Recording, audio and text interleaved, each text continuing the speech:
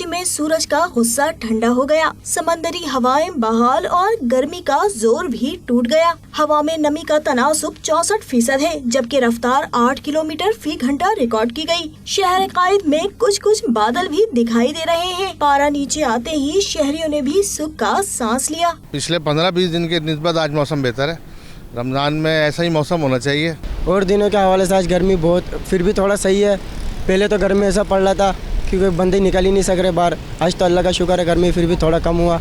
मौसम का हाल बताने वाले कहते हैं कि आज ज्यादा से ज्यादा दर्जा हरारत 36 से 38 डिग्री सेंटीग्रेड तक जाने का इम्कान है। ये खुशखबरी भी सुनाई कि आइंदा चंद रोज में मौसम मजीद बेहतर होगा। कैमरामैन मोहम्मद आसिफ के साथ सबा नूर 92 न्यूज़ कराची।